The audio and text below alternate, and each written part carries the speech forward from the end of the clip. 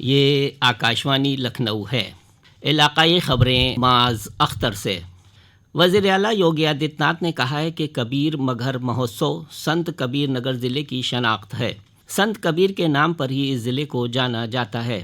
وزیر اعلیٰ کل سنت کبیر نگر ضلع میں کبیر مگہر مہوتسو 2024 کے اختتام پر اپنے خیالات کا اظہار کر رہے تھے۔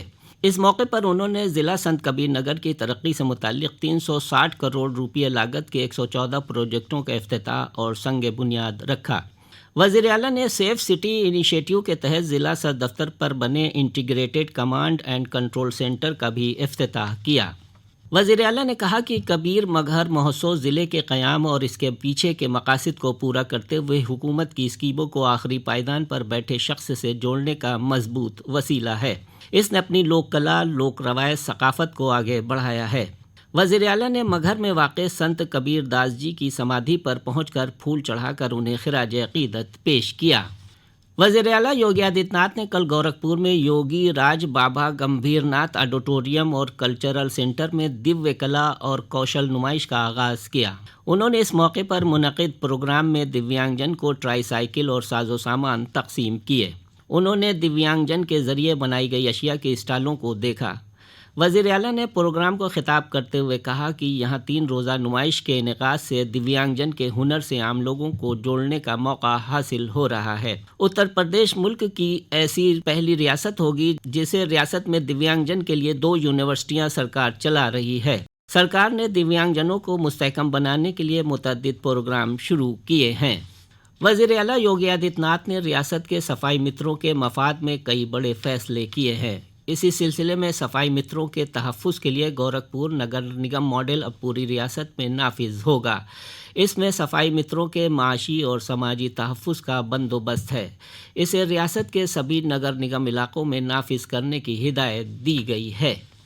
وارانسی میں سولر روف ٹاپ پلانٹ قائم کر کے بجلی کی بچت کرنے والے لوگوں کو آج کلکٹریٹ میں واقع ضلع رائفل کلب آڈیٹوریم میں منعقد سمان سماروہ میں ضلع مجسٹریٹ نے اعزاز سے نوازا۔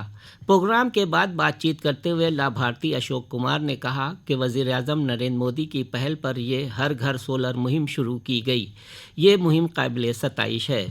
اس سے جہاں بجلی کی بچت ہو رہی ہے وہیں پر لوگ اپنے گھروں میں سولر پینل لگا کر آلودگی کو دور کرنے میں مددگار ہوں گے۔ اس سے ملک کو بھی فائدہ ہوگا۔ پروگرام کے انچارج اجے کمار نے بتایا کہ وارانسی میں جتنے بھی بڑے ادارے اور بڑے گھر ہیں ان کی چھتوں پر سولر لگا کر آلودگی سے پاک بجلی مہم کو رفتار دی جا رہی ہے۔ ریاستی سرکار سبھی ضلعوں کے اے ڈی ایم کو وبائی بیماری، سیلاب، خشک سالی، ژالہ باری جیسی آفات سے نمٹنے اور اس سے بہتر انتظامات میں ماہر بنانے کے لیے تربیتی کیمپ کا انعقاد کرنے جا رہی ہے۔ یہ کیمپ 3 مرحلوں میں منعقد کیے جائیں گے، جس میں ریاست کے مختلف اضلاع کے 25 اے ڈی ایم کو تربیت دی جائے گی۔ کیمپ میں آب و ہوا میں تبدیلی اور آفات مینجمنٹ کے شعبے کے IIM سمیت مختلف اہم اداروں کے ماہرین تربیت دیں گے۔ سرکار پہلے مرحلے میں IIM لکھنؤ میں 6 اور 7 فروری کو کیمپ کا انعقاد کرنے جا رہی ہے، جس میں 25 ایڈیشنل ضلع مجسٹریٹ حصہ لیں گے۔ ریاست کے کچھ اضلاع میں آج موسم نے پھر کروٹ بدلی ہے۔ محکمہ موسمیات کے مطابق آئندہ 2 دنوں میں کچھ اضلاع میں ہلکی سے اوسط بارش کا امکان ہے۔ محکمہ موسمیات نے ریاست کے 20 سے زیادہ اضلاع کے لیے اورنج الرٹ جاری کیا ہے۔ پیلی بھیت میں آج صبح سے شروع ہوئی بارش سے گیہوں کی فصل کو فائدہ ہوا ہے۔ اس سے جہاں فصل لہلہانے لگی ہے وہیں کسانوں نے راحت کی سانس لی ہے۔ اٹاوہ، ہاتھرس، متھرا، کاس گنج، علی گڑھ، بدایوں، گوتم بدھ نگر، بلند شہر، سنبھل، ہاپوڑ، غازی آباد، میرٹھ، باغپت میں بارش اور تیز ہوائیں چلنے کا امکان ہے۔ ادھر لکھنؤ میں بھی ہلکی بارش ہونے سے موسم میں تبدیلی آئی ہے۔ آکاشوانی لکھنؤ سے علاقائی خبریں ختم ہوئیں۔